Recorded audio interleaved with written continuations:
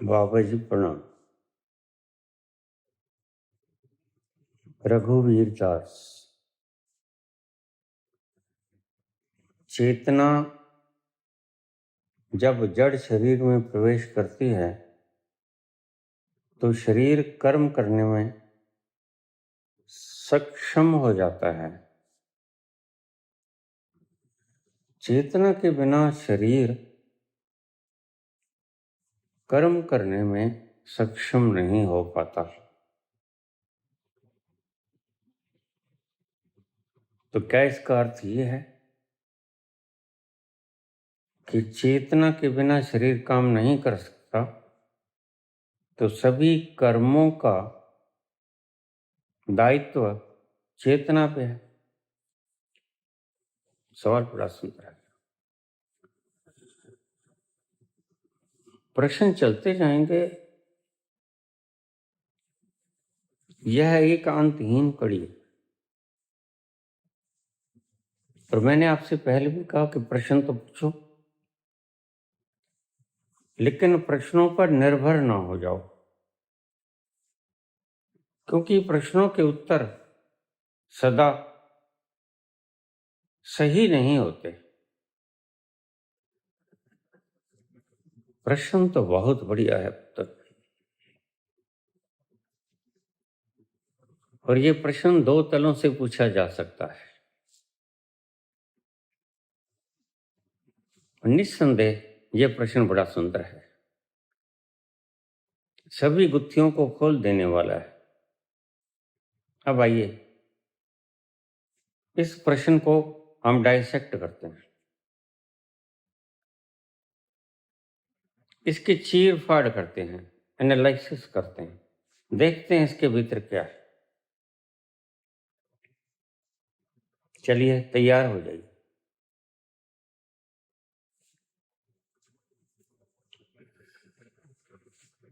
चेतना निकल जाती है शरीर से, शरीर जड़ हो जाता है, वह कोई कर्म नहीं कर सकता। ठीक। और जब चेतना आ जाती है तो शरीर कर्म करने में समर्थ हो जाता है। ठीक। तो इसका मतलब तो साफ हुआ कि चेतना ही सब कर्मों के लिए जिम्मेदार है। बड़ा सुंदर। काश ये अनुभव तुम्हें हो जाता।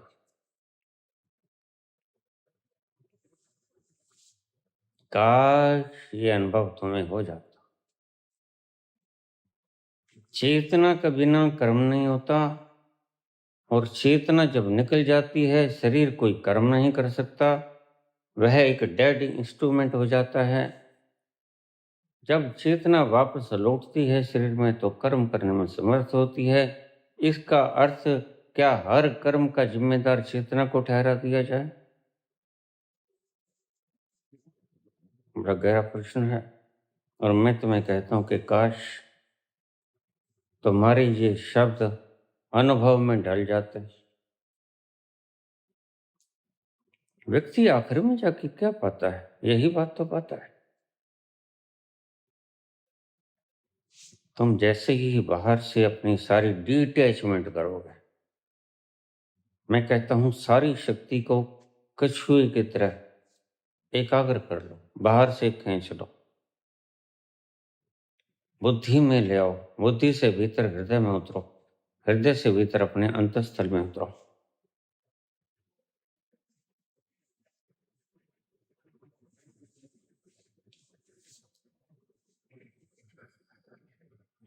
तुम्हारे प्रश्नों से बिल्कुल मेल खाती बात मैं रोज बोलता हूं।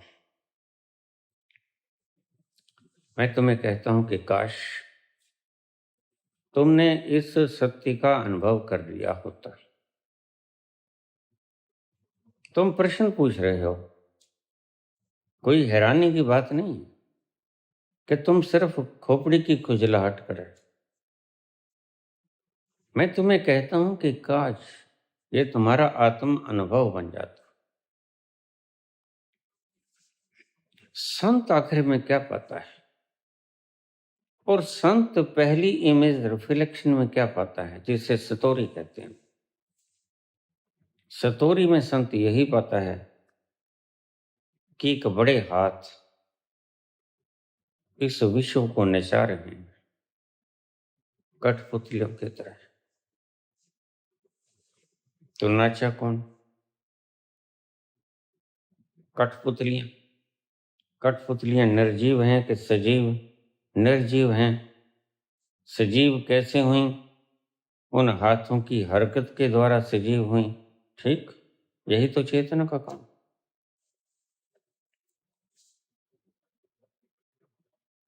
चेतना जब शरीर में आती है तो तुम्हारे यंत्रों को नचाती है और तुम्हें इंद्र हो जाती है। उससे पहले तुम्हारी इंद्रियां तुम्हें नचाती थी, तुम इंद्रियों के वश में थे। लेकिन जैसे ही तुम इंद्र हुए, तुमने इंद्रियों को नचाना शुरू कर दिया, हुक्म देना शुरू कर दिया। यही तो ब्रह्मचर्य है। और ब्रह्मचर्य किसे कहते हैं? तुम तो साथ देते हो ब्रह्मचर्य को। मैं तुम्हें कहता हूं, देख लो, उस सतल पे जाके अनुभव कर लो। कम से कम सतोरी तो देख लो। सतोरी को तो तुम भगवान शंकर जिसका सेवन करते, भांग,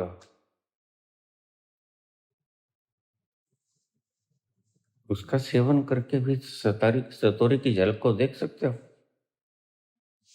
बहुत से शिष्य हैं मेरे जो सतोरी की झलकों को देख रहे हैं। लेकिन एक बात को ध्यान में रखना कि इस भांग का प्रयोग अपनी सहन शक्ति के अनुसार करना। तुम्हारे मस्तिष्क के भीतर एक रासायनिक परिवर्तन होगा, केमिकल ट्रांसफॉर्मेशन, केमिकल चेंज। वह तुम्हें उस तल पर ले आएगा जहां तुम प्रबुद्धता की स्थिति में होते हो, यद्यपि ये नकली होगा।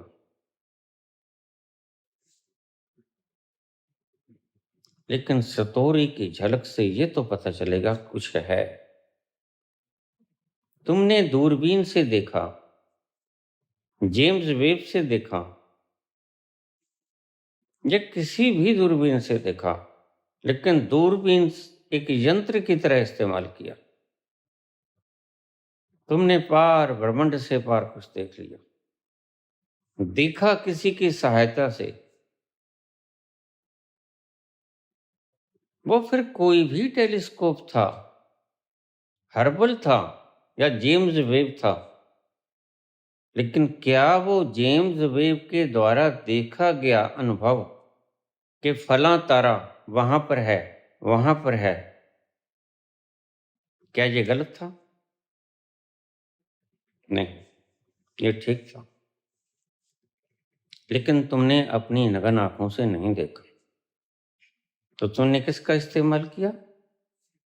टेलीस्कोप का इस्तेमाल किया। वो हर्बल थी या जेम्स वेब थी या कोई अन्य थी। बस तुम आंखों से तो नहीं देख सकता है। तो ईश्वर ने तुम्हें एक शानदार औषधि दी थी जिसको आज हिंदुस्तान में बैन कर दिया गया, और बाहर के मुल्क जहां जानते ही नहीं थे इसको, जब जाना, जब इसके इफेक्ट देखे, तो आज वो ठेकों पर बिक रही है, भांग।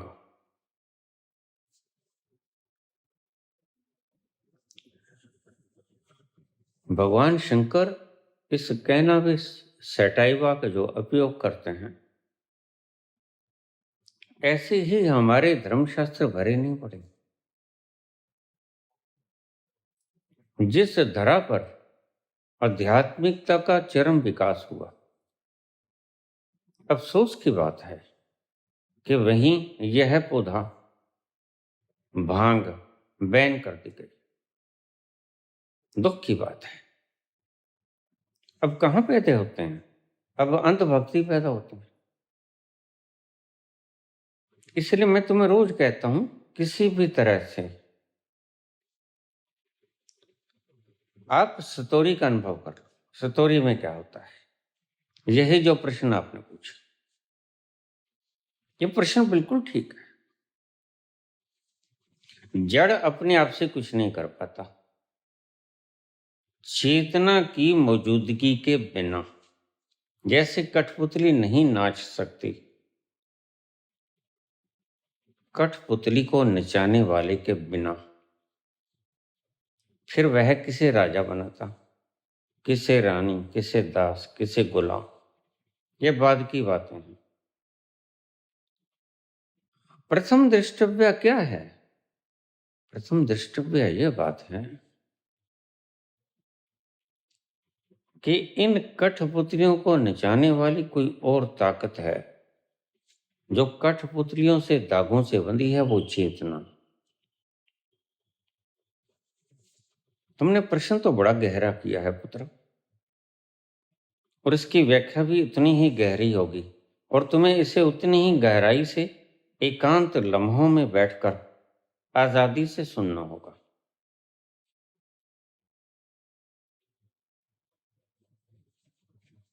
भगवान शंकर को जिसका प्याला पीने की एक लत समझो, कह दो, हमारे शास्त्रों के अनुसार लत तो नहीं है, ये आगाज मात्र है। तुम्हें सिखाने के लिए एक साधन की तरह उपयोग किया गया भगवान शंकर का, कि शुरू शुरू में दर्शन करो, और तुम्हें अगर शुरू में समझ आ गया कि वास्तविकता क्या है, जड़ नाचता है या चेतना नचाती है, जबकि हल्का प्रश्न नहीं, ये बड़ा विराट प्रश्न है और यह बुनियादी प्रश्न है। यही तो तुम्हारा दुर्भाग्य है और यही तो तुम्हारी इल्यूजन है। तुम कहते हो जड़ नाचता है, और संत कहते नहीं, चेतना नचाती है। फिर तुम हजार तरह के प्रश्न बीच में ले आते हो, और उन प्रश्नों से तुम खिचड़ी बना लेते हो। खिचड़ी में सत्य उलझ के रह जाता है, फिर पता नहीं चलता कौन सा चावल, कौन सी मूंग की दाल, और कौन कौन सी चीजें इसमें डाली गई। सब खिचड़ी हो जाता है, अन्नकूट बन जाता है।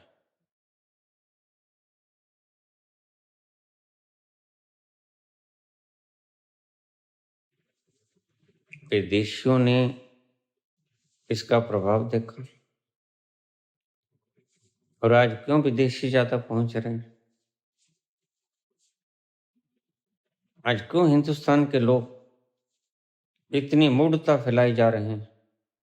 आज क्यों हिंदुस्तान के लोग सिर्फ मूर्ति पर उलझ के रह गए? आज क्यों बाहर के लोग उस निरंकार में जा विराजे?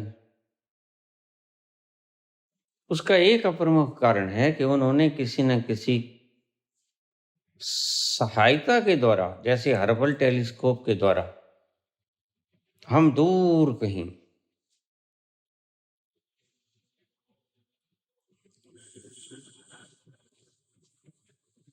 जड़ अपने आप से कर्म नहीं कर सकता।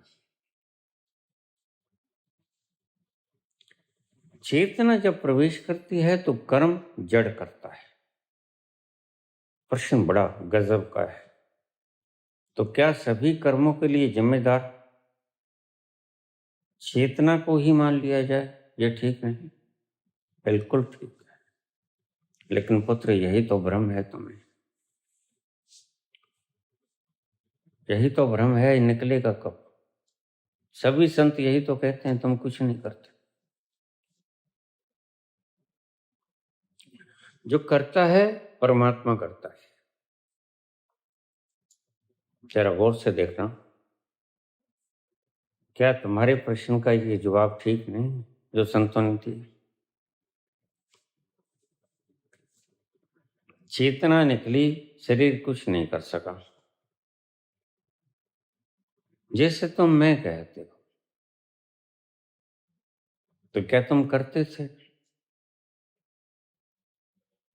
या वो करवाती थी जो निकल गई? इस मायने में अगर देखा जाए नग्न आंखों से, तो वह करवाती थी। इसके ऊपर बड़े तर्क उठेंगे, मैं ही तर्क दे दूंगा आपको। बहुत बड़ी बात नहीं है तर्क देना, तो बुद्धि का काम।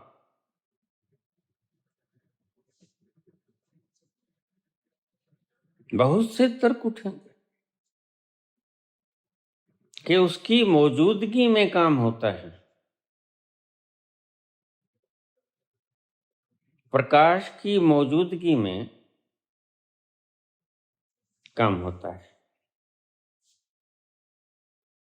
कैटालाइटिक एजेंट की मौजूदगी में काम होता है, रासायनिक क्रिया होती है। बुद्धि कोई भी जवाब दे देगी, लेकिन क्या बुद्धि वास्तविकता को जानती है?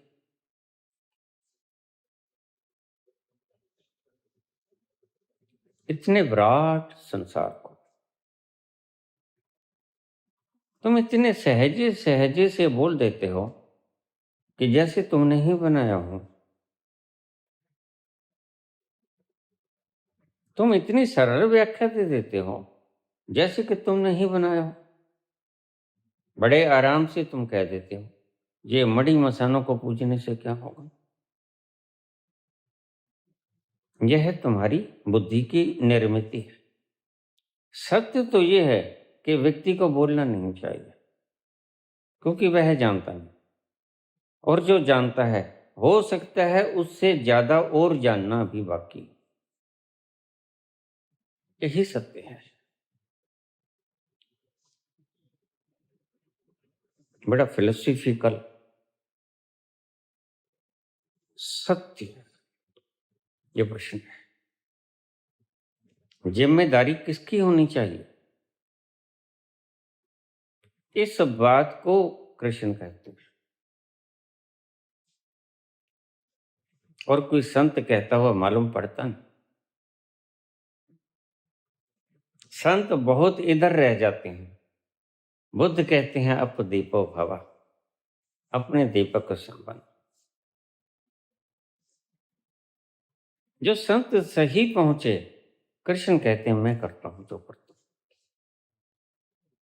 और कृष्ण क्या? कृष्ण वो चेतना है सर्वोपरि, जिसको हम ब्रह्मांड की चेतना कहते हैं, जो अखंड है, जो कहीं से भी टूटता नहीं, सब जगह मौजूद हो, सर्वव्यापक है, सर्वशक्तिमान है, सर्वज्ञ है। शब्दों में वह आता नहीं, इसलिए शब्दों से तुम बहसबाजी कर सकते हो, लेकिन शब्दों से जो बहसबाजी करेगा वह गलत है, वह हार जाएगा। इसलिए मैं तुम्हें बार बार कहता हूं, शब्दों की ऊहापोह में, लड़ाई झगड़े में उलझो मत। तुम्हारे पास आंखें हैं, आंखों से अनुभव करो सत्य क्या है। इसी प्रश्न के ऊपर तो आज दुनिया लड़खड़ा रही है। लाओ से कहता है जो करता है परमात्मा करता है, और जो करता है ठीक करता है, और जो करता है वो तुम्हारे भले के लिए करता है। तुम तो रोज पीटते हो, ये तो गलत हुआ, ये तो भगवान हमारे साथ अन्याय हो गया। फिर लाओ से ठीक या तुम ठीक,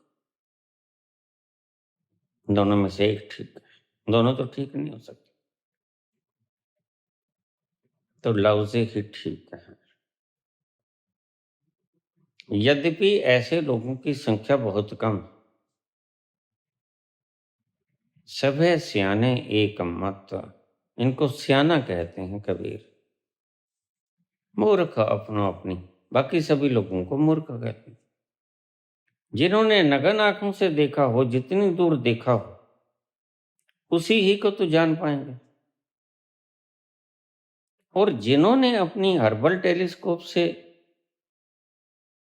या जेम्स वेब से इतनी दूर तक ब्रह्मांड के उस पार देख लिया, वह भी तो सत्य देखा है। किसी साधन का उपयोग करके सत्य को देख लेना, तुम इसे नकली कहोगे? नहीं।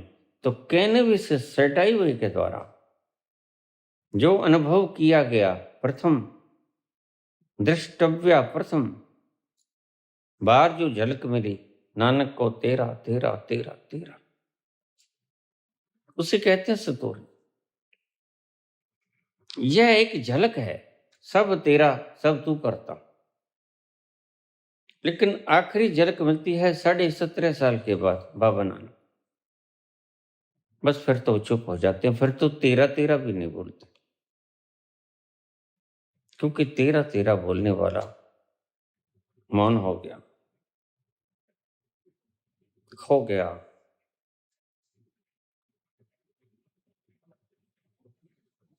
कौन बोलेगा? जिसने उस मान सरोवर के भीतर डुबकी लगा ली, वह ताल तलिया को क्यों खोलेगा? जिसने हीरा पा लिया, कंकड़ पत्थर इकट्ठे क्यों करेगा? अब दो तल, या तो संसार में तुम गुम हो जाओ, गद्दियों को पाने के मुकाबले में तुम अपनी जिंदगी को निछावर कर दो। जिंदगी नहीं, जिंदगियों को निछावर करना पड़ेगा। बहुत जन्मों से तुम यही तो कर रहे हो, अलग अलग तरह के स्वाद बटोर रहे। कभी तुमने धन कमाया, कभी गद्दी कमाई, कभी मान सम्मान कमाया, कभी बुद्धि की नॉलेज कमाई, कभी पदार्थ सुख साधन। ये कमाने में तुम कई जिंदगियां खराब कर चुके हो, लेकिन क्या वो अंतिम सत्य मिला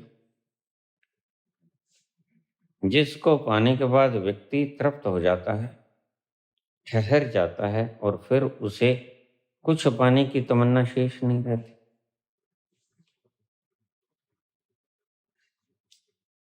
सभी वासनाएं, इच्छाएं, कल्पनाएं खो जाती हैं। क्या तुम वहां पहुंचे? नहीं पहुंचे, मैं बता देता हूं। क्योंकि अगर पहुंच गए होते तो फिर मुझे सुनने वाला कोई नहीं होता। आज अगर तुम मुझे सुन रहे हो तो पक्का है कि तुमने अपने आप को नहीं सुना। जिस दिन तुम अपने आप को सुन लोगे, उस दिन मुझे सुनने की आवश्यकता नहीं रह जाएगी, क्योंकि तुम जान लोगे जिसे सुन रहे हैं वो मैं ही तो हूं। कल ही किसने प्रश्न किया, तुम कहते हो बाबा वहां जाकर जो भी तुम सोचोगे वो हो जाएगा। बाबा कहते हैं जो मांगू ठाकुर अपने तो सोई सोई देगा। और सभी संत कहते हैं, तो फिर ये पाकिस्तान वालों के लिए तुम मौत क्यों नहीं मांग लेते? वो चाइना अमेरिका वालों के लिए तुम मौत क्यों नहीं मान लेते? बस यही गड़बड़ हो जाती है। और तुम्हें लोग जवाब नहीं दे सकते, क्योंकि वो झूठे हैं, पाखंडी हैं, वो सर्कसी हैं, वो सर्कस करके दिखाते हैं तुम्हें। और तुम्हें लिख के बता देंगे कि तुम किस लिए आए हो, यद्यपि ये किसी सोर्स के द्वारा जुटाया गया है। ये सत्य लोग नहीं हैं। यह जैसे तुम झूठ कफर तूफान के द्वारा बाबा नानक ने कहा पापा बाजन होवे इकट्ठी, यह भी एक पाप है। तरह तरह के ढंग बना लिए गए। यह भी एक ढंग है बाबा बागेश्वर, मैं तो स्पष्ट बोलता हूं। कुछ कमाना है, कुछ वासना है, गरीबी में कटा जीवन, अब गरीबी में नहीं काटना है तो ठीक है, अमीरी में काट लो। लेकिन कल भी मैंने कहा था, अमीरी मिल गई तो परमात्मा ने अगर दंडित करना है तो पदार्थ दे देगा, भूख छीन लेगा, फिर क्या करो?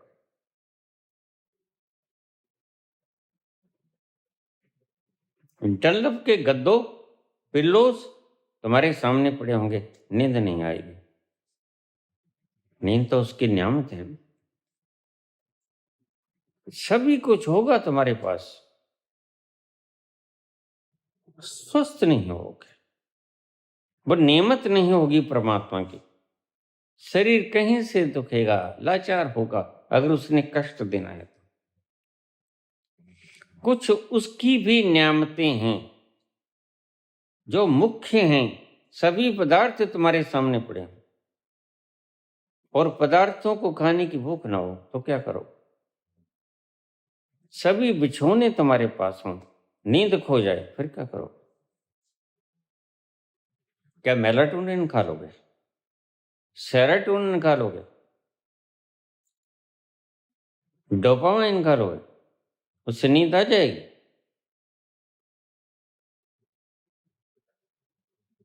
तुम्हारे साइंटिस्ट सब बेकार हो जाते हैं, फेल हो जाते हैं। तुम्हारे ही साइंटिस्ट कहते हैं तुम जो आज ध्रुव तारा देखते हो वो सामने दिखता है उत्तर की तरफ, वह यहां से करीब 447.6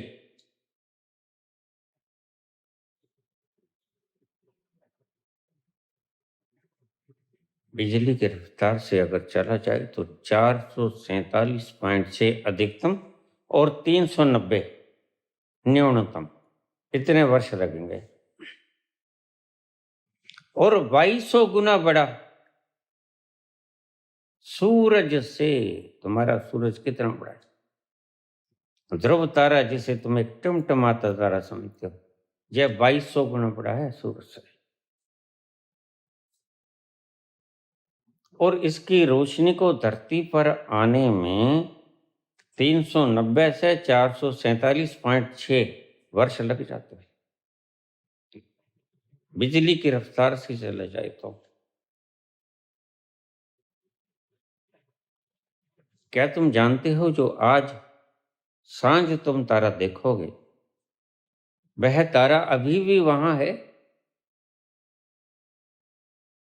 बताओ। नहीं जानते तो किसी साइंटिस्ट से पूछ लो। क्या पक्का कह सकते हो तुम? वह जो तारा तुम आज देख रहे हो, ध्रुव तारा, वह क्या वास्तव में तुम देख रहे हो?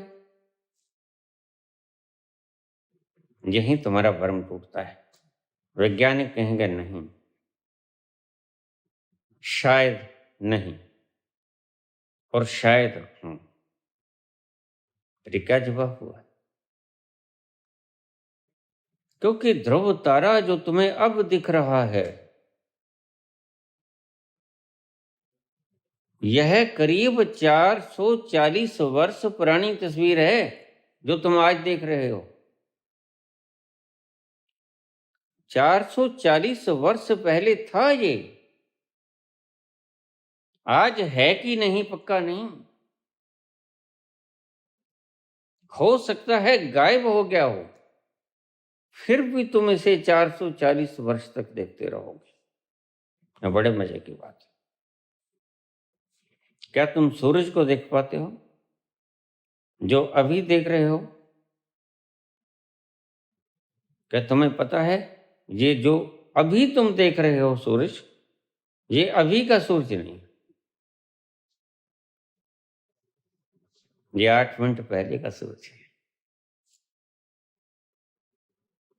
8 मिनट पहले ये उगा, तुम्हें 8 मिनट बाद पता लग गया, क्योंकि इसकी रेंज को तुम्हारे पास आते आते 8.15 मिनट लग गए। इन बारीकों को तुम समझ नहीं पाते। सवाल पूछ लेते हो, सवाल बड़े गजब के होते हैं, लेकिन उत्तर कहाँ समझ पाते हो तुम? रात को नग्न आंखों से देखना आसमान की तरफ। क्या तुम रात को जो आसमान देखोगे और जहां अब रात है वहां जो आसमान में झांक के देखो, जो मुझे सुन रही हैं, तुम आसमान में जो देख रहे हो वह अभी है जो तुम देख रहे हो? तुमसे पूछता हूं, जो आसमान में तुम अभी देख रहे हो क्या वो अभी है या मात्र इल्यूजन है? बिल्कुल इल्यूजन है, क्योंकि जो अब तुम देख रहे हो वह बहुत पुरानी आकाशीय संरचना है, बहुत पुरानी। हो सकता है 400 साल पुरानी, 800 साल पुरानी, 1000 साल पुरानी। जो आज तुम्हारे ऊपर प्रभाव पड़ते हैं प्लैनेट्स के, किसी भी प्लैनेट के प्रभाव पड़ते हैं, क्या वो अभी प्रभाव पड़ते हैं, अभी निकले हैं वहां से? नहीं, वे बहुत देर पहले के निकल चुके हैं। आज तुम उनकी जद में आए हो, सिर्फ यही बात तुम्हें समझनी होगी। जो तुम समझने का प्रयास करते हो यह विश्व तुम्हें समझ नहीं आएगा। आज एक प्लेनेट यहां से 100 वर्ष दूर है, प्रकाश वर्ष। प्रकाश की गति से आते आते उसको 100 साल लग जाएंगे, और तुम चले गए, कोई नया आ गया, वहां से जो 100 साल पहले चला था प्रभाव, वह आने वाले व्यक्ति पे पड़ेगा और तुम जानते भी नहीं, और शायद वो प्लेनेट गायब भी हो गया। तो फिर तुम सत्य क्या है ये जान कैसे सकोगे? जिस प्लेनेट का प्रभाव 100 साल पहले चला वह तुम्हें इफेक्ट करेगा 100 साल के बाद, और तब तक तुम यहां पर होगे कि नहीं होगे कोई पता नहीं। यही उसकी शानदार संरचना है, उसकी कारीगरी है। तुम देखते हुए भी ये समझते हो ये सत्य है जो मैं देख रहा हूं। नहीं, ये सत्य नहीं है। पूछो वैज्ञानिकों से, वैज्ञानिक कहोगे नहीं। यह जो प्लैनेट्स के तुम्हारे ऊपर प्रभाव अब पड़ रहे हैं, यह जितनी दूर है उतनी देर पहले के प्रभाव हैं। तुम्हारे तक आज पहुंचे हैं ये बात अलग है। तुम्हें पता है सूरज का प्रभाव 8 मिनट बाद तुम्हारे ऊपर पड़ता है, 8.25 मिनट बाद। ऐसे ही जितने ध्रुव तारा है 447.6 वर्ष बाद तुम्हारे पास आएगा इसके अंदर जो घटा। और जो तारा तुम अभी देख रहे हो वो पक्का नहीं तुम कह सकते कि वो है। ये बात तुम्हें हैरानीजनक पहलू में ले जाएगी, और ये सत्य है। पूछो अपने तथाकथित वैज्ञानिकों से, क्या सत्य नहीं? तुम प्लेनेट से इतना डरते हो? ये एस्ट्रोलॉजिकल व्यवस्थाओं को इंगित करने वाले, सूचित करने वाले लोग क्या जानते हैं कि यह प्रभाव अभी का है जो बता रहे हैं? नहीं, यह प्रभाव अभी का नहीं, ये प्रभाव बहुत देर पहले का है। तुम कहते हो अस्त हो गया, तुम कहते हो उदय हो गया, तो क्या ये अभी अस्त हुआ अभी उदय हो? नहीं,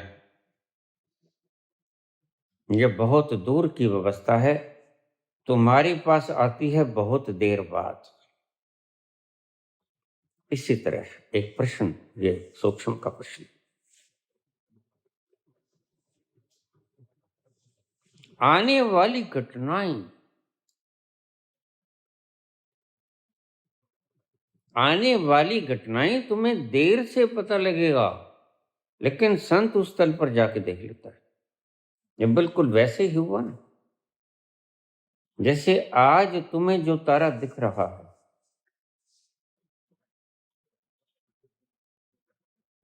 वह अगर अभी गुम है और 400 साल पहले वह लुप्त हो गया, तो 400 साल पहले जो देखने की क्षमता रखता है वो कहेगा ये लुप्त हो गया, लेकिन तुम फिर भी कहोगे नहीं हम देख रहे हैं।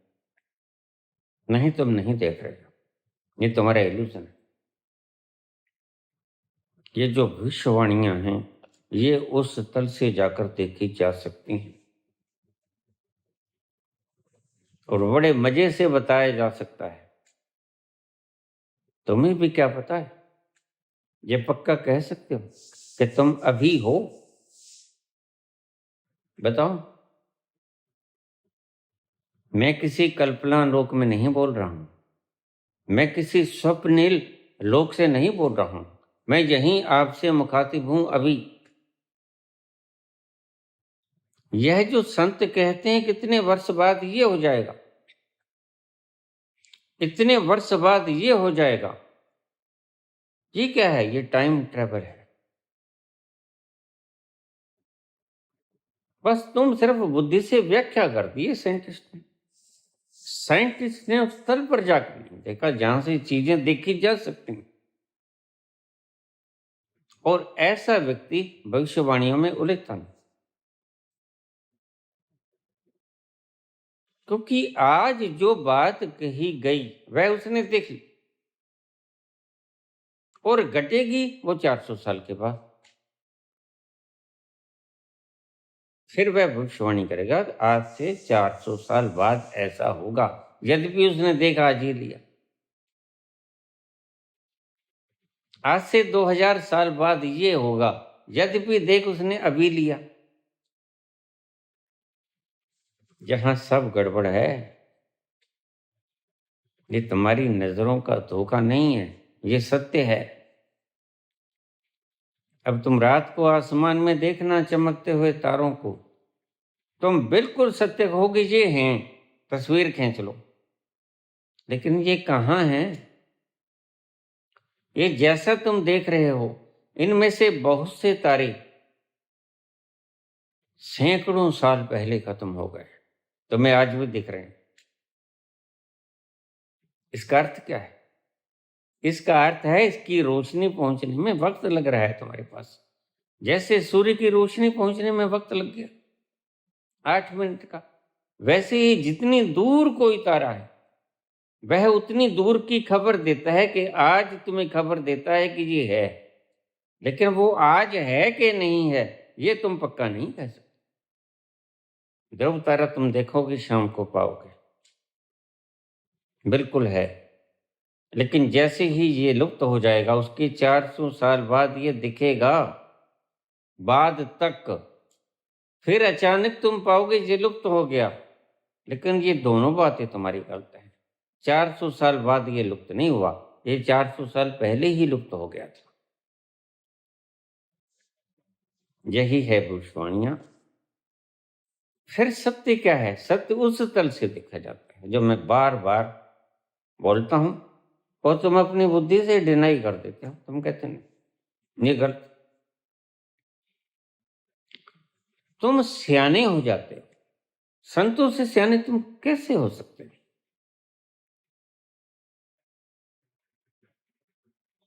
साइंटिस्ट कहेगा मैं जो बोलता हूं ठीक बोलता हूं, लेकिन उसे नहीं पता भी बहुत से राज हैं जो उसने खोजे नहीं, जो संत को पता है।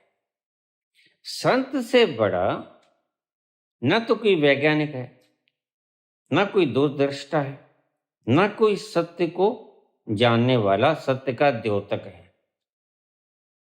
सही है संत, वह सभी कूटों को देखता है और वह ये भी जानता है कि कब चीज कब खोई थी आज दिख रही है, कब चीज आज दिख रही है कल नहीं थी और कल नहीं होगी।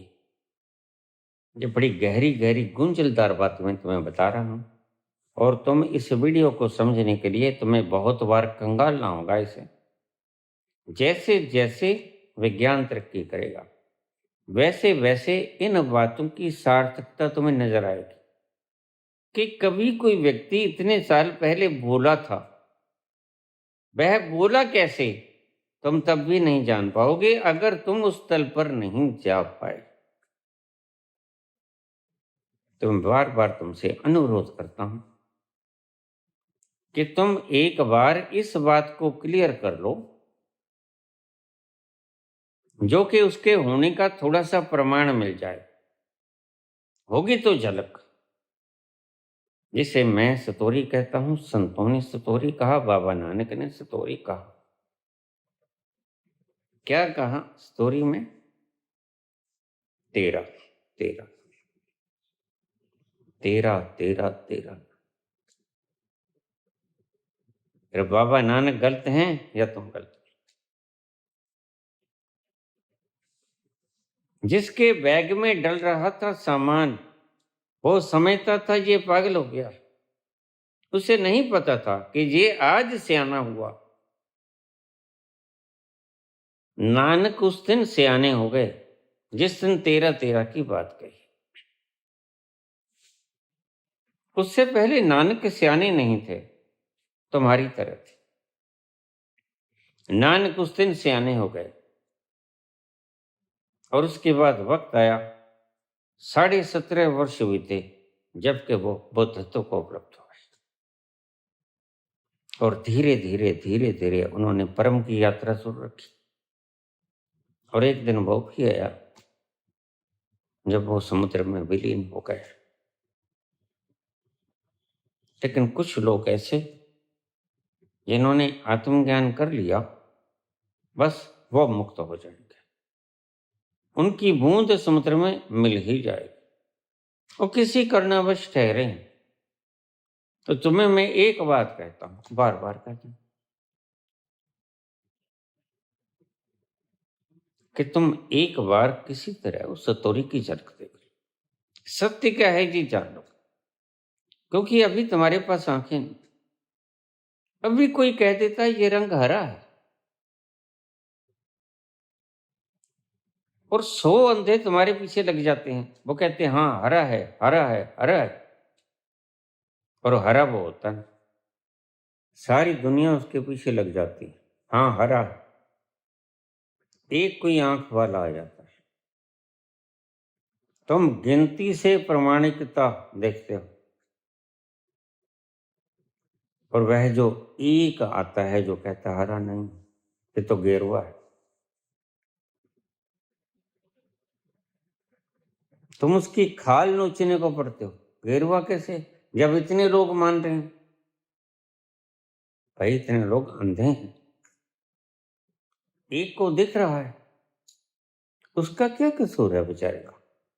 और जो कहता है हरा है, उसका भी कोई कसूर नहीं है, आंखें नहीं है सिर्फ, उस पर रहम करो। और जो कहता है गेरुआ है, उसकी आंखें हैं, उसे दिख रहा है। लेकिन तुम सारी दुनिया के लोग उस एक के पीछे पड़ जाते हो जो कहते हैं नहीं हरा नहीं है, गेरुआ है, और वह आंखों से देखकर बोलता है। तुम सारे लोगों की बेइज्जती हो जाती है, और स्ट्रेंथ तो तुम्हारी ज्यादा है, और तुम इसे टांग लेते हो, सूली दे देते हो, सलीब चढ़ा देते हो। प्रत्येक व्यक्ति को अपना अनुभव बोलने का अधिकार तो है ना भाई। कोई मूर्ख व्यक्ति आके कह दे कि तुमने ये प्रश्न मुझसे क्यों पूछा, चलो जेल चलो, ये कोई बात थोड़ी है। ऐसे कैसे सृष्टि में न्यायिक व्यवस्था चलेगी? नहीं चलेगी। तुमने प्रश्न ही तो पूछा है, तुम जवाब दे दो। नहीं जवाब आते तो कह दो भाई मुझे नहीं पता। ये भी नहीं कहना चाहते तो चुप हो जाओ। ये तो कोई बात नहीं, तुमने प्रश्न पूछ लिया, चलो मैं जेल में डालता हूं क्योंकि तुम्हारे पास अधिकार है। अधिकारों का गलत उपयोग करना उसका फिर तुम फल भोगते हो, फिर तुम कहते हो हमने तो ऐसा कुछ नहीं किया। भाई कुछ तो किया है। वो इतनी सृजना को रचने वाला पागल थोड़ी। तुम्हें तो अभी तक ये भी नहीं पहुंचा कि हाइड्रोजन कैसे और ऑक्सीजन कैसे बनाई, कार्बन डाइऑक्साइड का सी कैसे बनाया, एटम बम कैसे बना, उसकी तो छोड़ दो। एटम कैसे बना वो ही नहीं पता तुम्हें, इलेक्ट्रॉन कैसे बना ये भी नहीं पता तुम्हें। तुम परमात्मा के गले में हाथ डाल लेने की चेष्टा करते हो। पता नहीं तुम्हें का खा गा ऊड़ा आड़ा नहीं आता तुम्हें। कोशिश करते हो तुम परमात्मा के मालिक होने की, और कभी नहीं हो सकोगे। मैं क्यों कहता हूं? क्योंकि मैं जानता हूं तुम एक कण भी तो नहीं बना सकते, तुम सूत का एक धागा भी तो नहीं बना सकते। बात बनाने की है, उसके बाद चदरिया तो कोई बुन सकता है, लेकिन क्या तुम बना सकते हो? और तुम उस बनाने वाले पे आपत्ति करते हो। मैं यही बात तुम्हें समझाना चाहता हूं। किसी तरह मैं ये बात बड़ी कारुणिक दृष्टि से बोल रहा हूं। यह बिल्कुल वैसा है जैसे कोई मकान बना रहा है और उसने नींव नहीं खोदी, सीधा धरती के ऊपर ईंटों को चीनना शुरू कर दिया, तो मैं कहूंगा कि यह गिरेगी भाई। और वह व्यक्ति मेरे इस जवाब में मेरा ही कॉलर पकड़, ऐसे बुद्धू सारी दुनिया में हैं। कोई एक क्षेत्र नहीं जहां ये बुद्धू पाए जाते हैं। मैंने परमात्मा से पूछा, शिव से पूछा कि जिस पर आप कुपित होते हो उसको क्या दंड देते हो?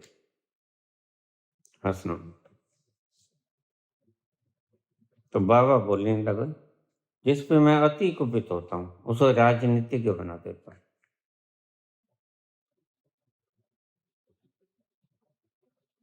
उसे दिल्ली भेज देता हूं, उसे उस मुल्क की राजधानी में बैठा देता हूं। उल्लुओं का ठिकाना राजधानियों में होता है, और राजधानी में तुम देख लो सब उल्लू बैठे हैं।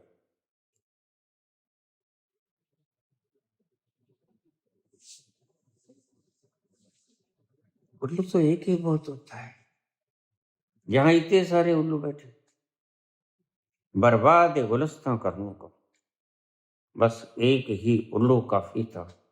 हर शाख पे उल्लू बैठा है, अंजाम गुलिस्तां क्या होगा?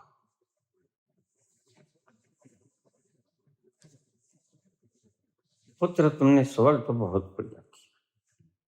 बात ठीक है, पते की बात है। जिस चेतना के निकल जाने से वास्तविकता सामने आ जाती, यह जो चबर चबर बोल रहा था ये नहीं बोल रहा, तो ये कौन बोल रहा था? जिसके निकल जाने से अब ये आहा भी नहीं बढ़ता, अब ये सांस भी नहीं लेता। वो क्या है जो निकल गया? क्या वह करता था? हाँ, वह करता था। यही बात सभी संत तुम्हें समझाते और तुम्हारी समझ में नहीं आती। जिस चेतना के होते हुए तुम्हारी ये कुपड़िया काम करती है, उसी चेतना के विपक्ष में तुम बोलना शुरू कर देते हो, हालांकि तुम्हें पता होता है जब ये चेतना निकल जाएगी तुम निश्चेष्ट पड़े रह जाओगे और फिर तुम ये ना बोल पाओगे यह ठीक है, यह गलत है। उड़ जान प्राण तेरे, उड़ जान प्राण तेरे, फिर क्यों नहीं बोलदा?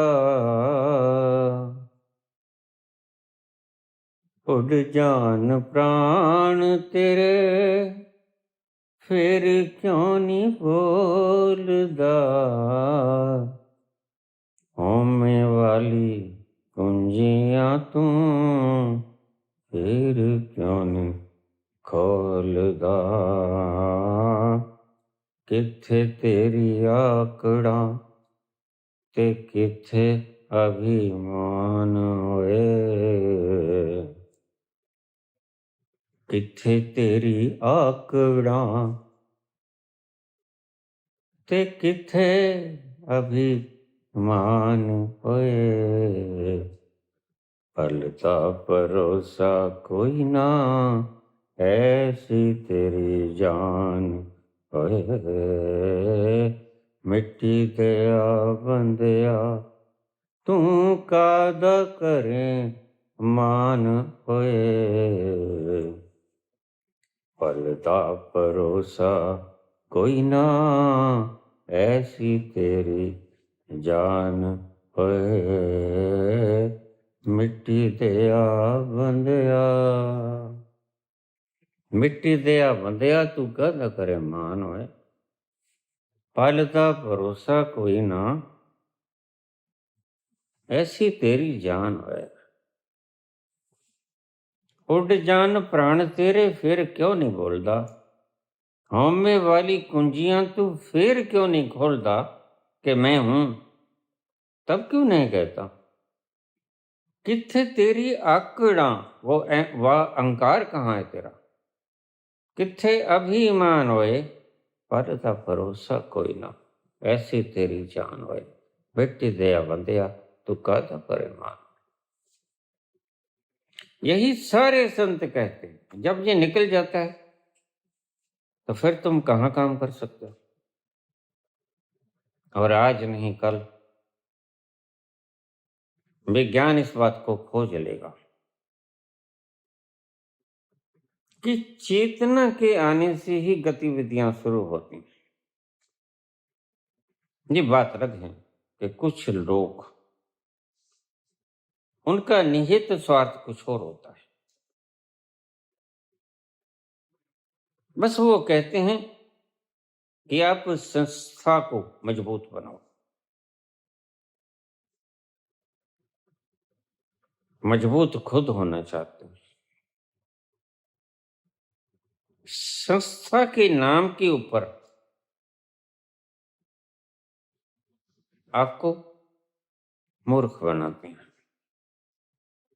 बस इनकी वोकैबुलरी ज़्यादा है, तार्किक शक्ति ज़्यादा है, और तार्किक शक्ति ज़्यादा होने का मतलब ये नहीं कि अनुभव ज़्यादा है। अनुभव और तर्क ये दोनों बिल्कुल विरोधी छोरों पे हैं। ज़्यादा तार्किक व्यक्ति अनुभवी हो ये जरूरी है।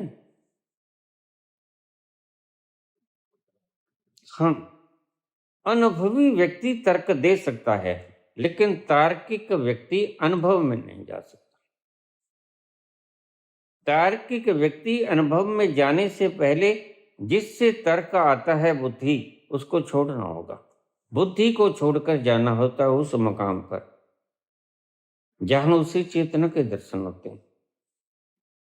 और फिर जब वो बाहर आता है चेतना को संग संग लिए, तो वह महातार्किक हो जाता है। फिर उसका तर्क का जवाब कोई नहीं दे सकता, क्योंकि उसके तर्क के साथ चेतना की शक्ति होती है। अब तूने प्रश्न इतना गंभीर किया है पुत्र, प्रश्न बिल्कुल ठीक है, और यह अंतिम प्रश्न है अगर देखा जाए तो। अंत में जाके व्यक्ति यही बोलते हैं, क्या लौ से हो, क्या च्वांग से हो।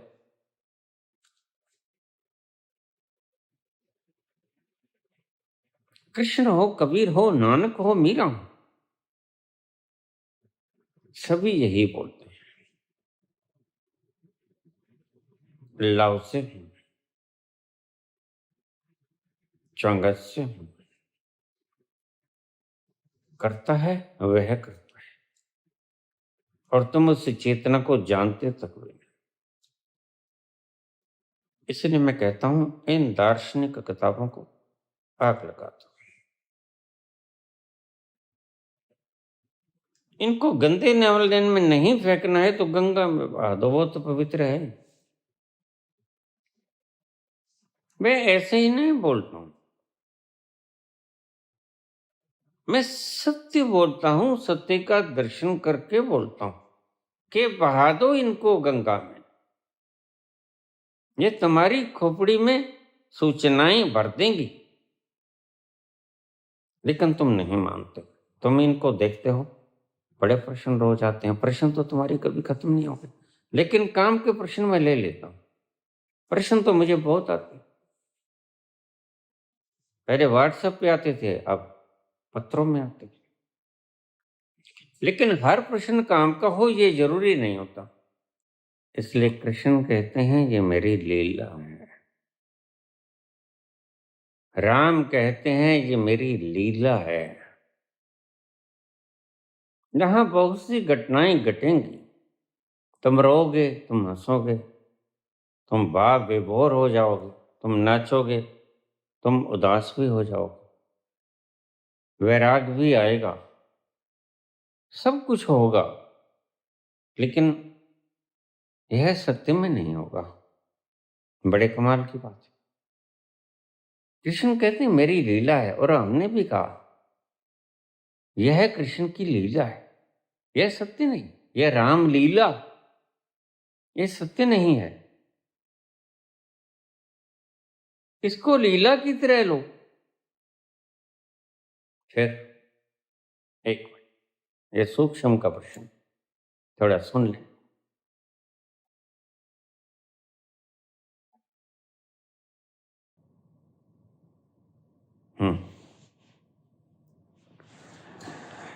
ये कहते हैं कि फिर कर्म थ्योरी को मिलाओगे कैसे?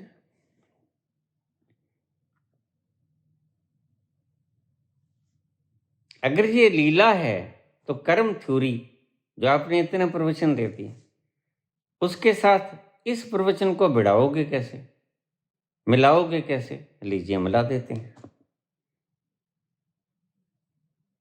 तो आइए, नानक मिला देंगे इसको। क्या कहते हैं नानक? नानक कहते हैं होता तो वही है जो वो करता है, उसकी लीला है। कृष्ण भी यही कहते हैं। जवाब तो तुम्हें सभी संत दे देते हैं, लेकिन तुमने पूछ लिया तो मैं दोहरा देता हूं।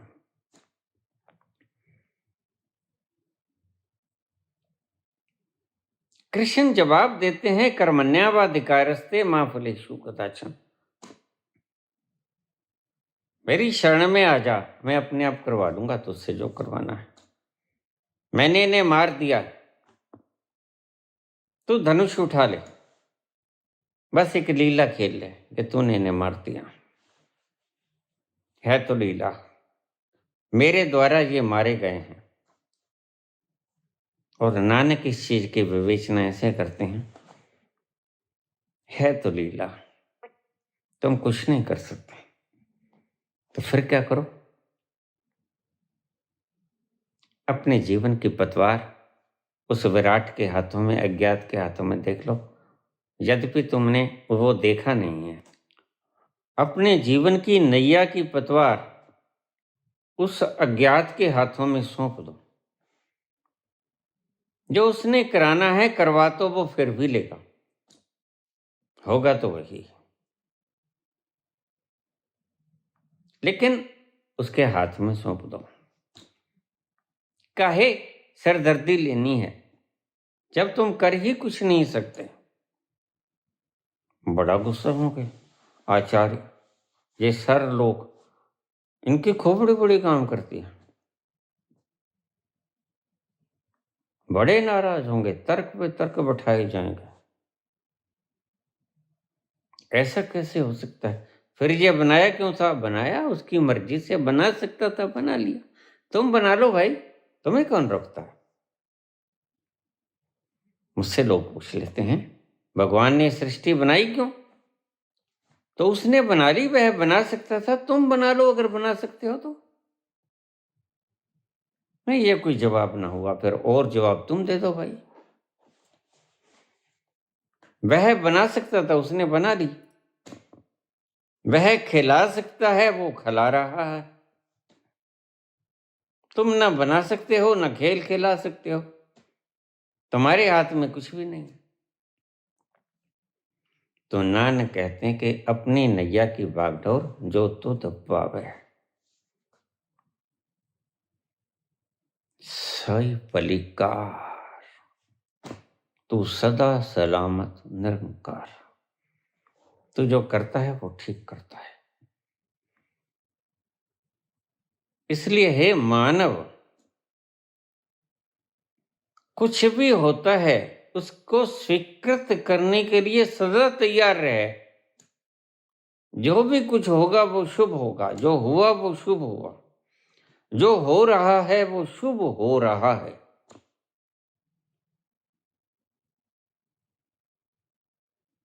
किसी भी संत के जीवन से अगर तुम तत्व निकालोगे, रस निकालोगे, तो यही मिलेगा। तुम अगर गहराई से उसके संत के जीवन को देखोगे तो उसकी बैक में यही पाओगे कि जो हुआ, जो हो रहा है, उसने सहज स्वीकार किया।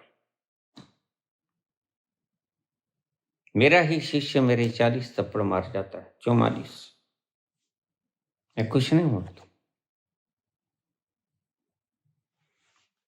क्यों? क्योंकि गुरु होने का अभिमान ही नहीं है। पता है माटी माटी को रौंद रही, माटी माटी को ताड़ रही है। ये चपत गुरु और शिष्य को नहीं लग रही है, ये चपत माटी पे माटी डाल रही है।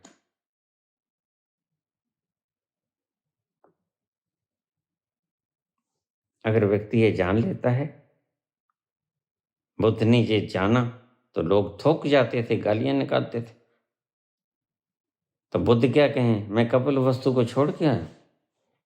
तुम तो यही कहते थे, मैं तो IAS की कुर्सी को छोड़ के आया। तुम कैसे गाली निकाल दोगे? अक्सर जैन मुनि बहुत से इसलिए बन जाते हैं कि महावीर का मुकाबला कर सकें। उनके भीतर तो जीने की कामना हटी तो सब अपने आप ही छूट जाता है। तो मान सम्मान के लिए छोड़ते हो, इन दोनों में बड़ा बुनियादी फर्क है। तुम प्रत्येक अवस्था को सहज स्वीकृति से, हृदय से स्वीकार कर लो। यह है मूल मंत्र। मूल मंत्र है वो करतार है, एक ओंकार, सतनाम, कर्ता पुरख। न डरता है न डराता है, अकाल मूरत, निरभो निर्वैर, किसी के साथ उसका वैर नहीं। अब तुम कहते पाकिस्तानियों को क्यों नहीं मार देते? मेरे बच्चे हैं, मेरे ही तो हैं। और अगर बहुत गहराई से देखोगे तो मैं ही तो हूं। अपने ही शरीर को पाटना शुरू कर दो। ये धर्म सिखाते होंगे तुम्हें, संत नहीं सिखाता ऐसी बातें। संत नहीं सिखाता आपस में वैर रखना। संत सिखाता है जो है वो सभी एक है, अखंड है, उसकी धारा कहीं खंडित नहीं होती। और वो तुम हो। ये कह लो या वो मैं हूं, ये कह लो, कोई फर्क नहीं पड़ता। एक ही बात को कहने के दो ढंग हैं।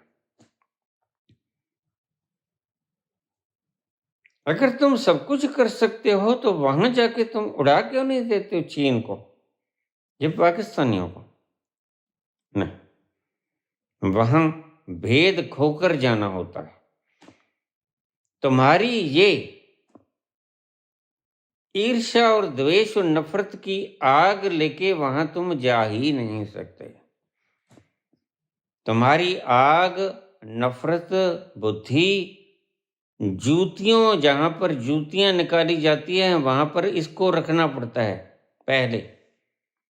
इस बुद्धि को जूतियों के साथ वहां रख दो, फिर आओ, फिर तमाशा देखो।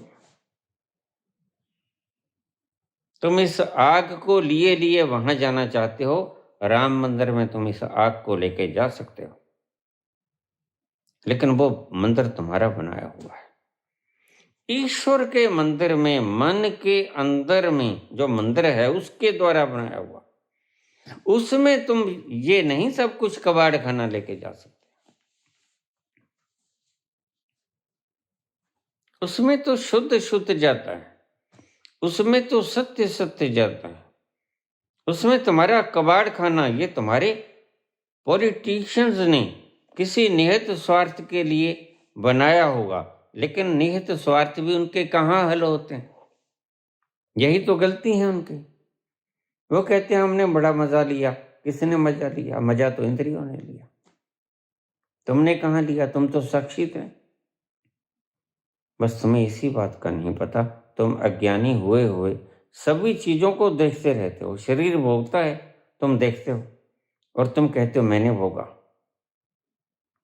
स्वादिष्ट वस्तुओं का आस्वादन करती है जीवा, टेस्ट बड्स, और तुम कहते हो मैंने बड़ी स्वादिष्ट चीज खाई। कहाँ खाई भाई? स्वादिष्ट चीज तो जीवा ने खाई और पेट में गया। तुम ना पेट हो ना जीवा हो। स्वादिष्ट सुंदर गीत संगीत कानों ने सुना, तुमने देखा, कान सुन रहे हैं। सुंदर दृश्य तुम्हारी आंखों ने देखा और तुमने देखा कि आंखें देख रही हैं सुंदर दृश्यों को। सुंदर दृश्य आंखों ने देखा, तो भोगता कौन है? भोगता है इंस्ट्रूमेंट। तुम नहीं भोगते, तुम भोगते हुए इंस्ट्रूमेंट को देखते हो। ये अंतिम शब्दों को नोट कर देना। अंतिम शब्दों को कसौटी पर कसना कि यह बात ठीक है या गलत है।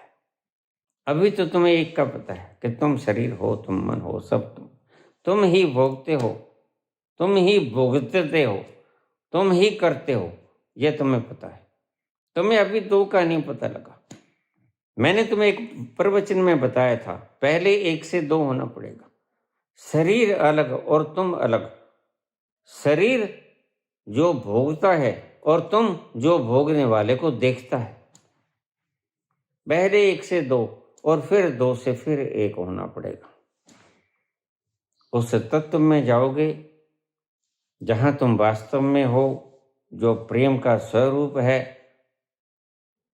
फिर तुम फैलोगे और फैलोगे तो अखंड अस्तित्व में समा जाओगे। फिर तुम फिर एक हो जाओगे।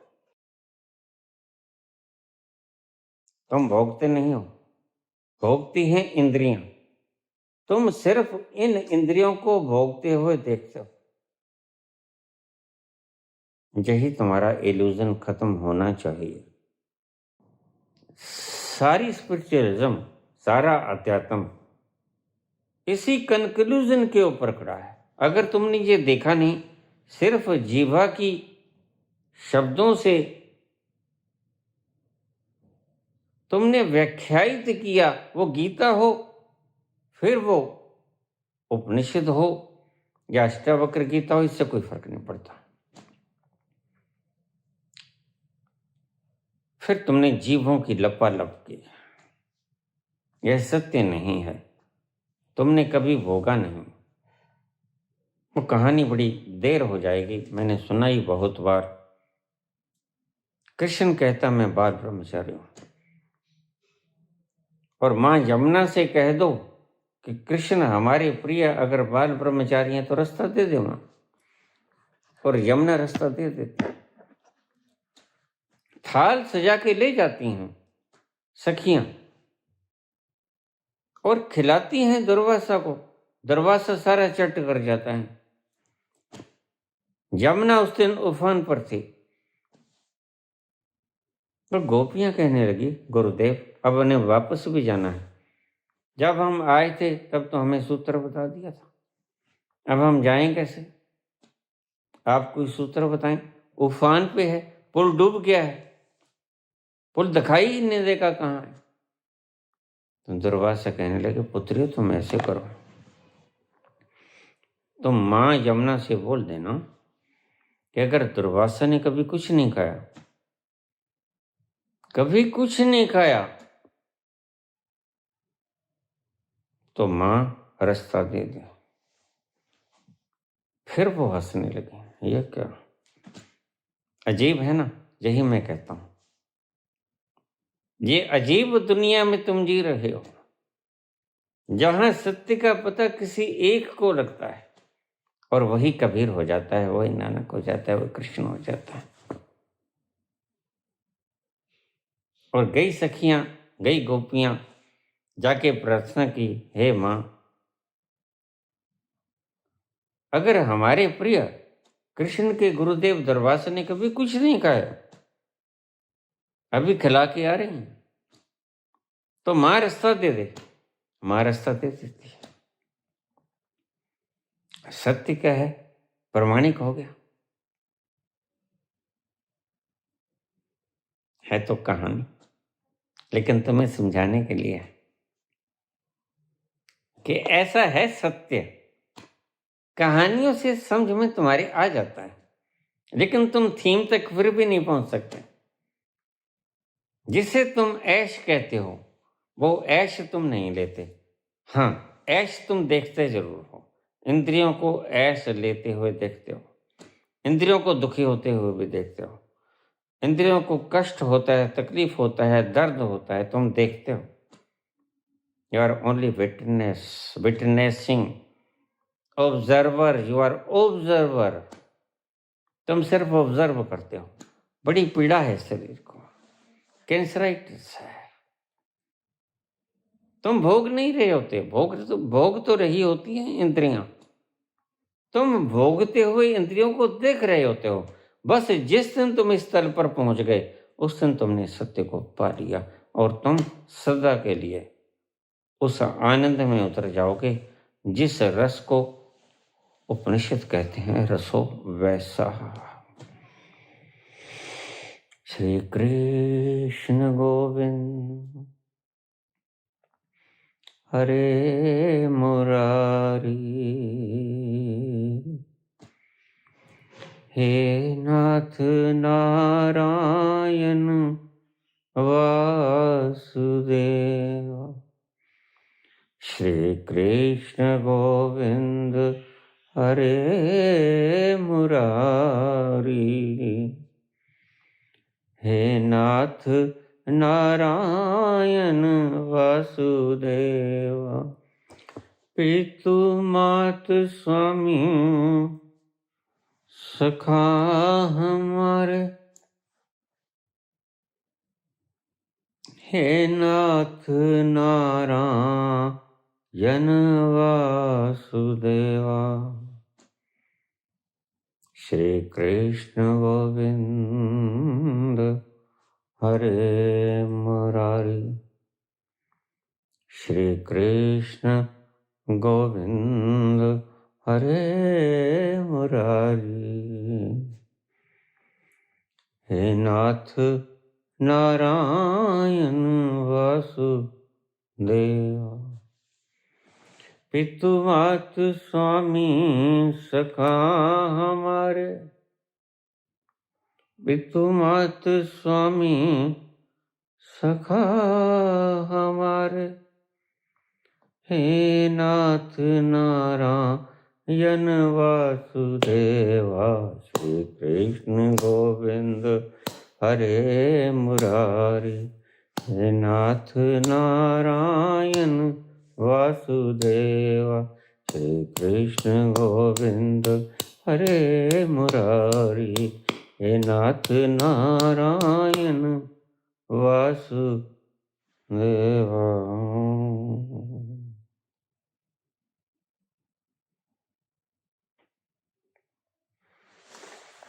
धन्यवाद।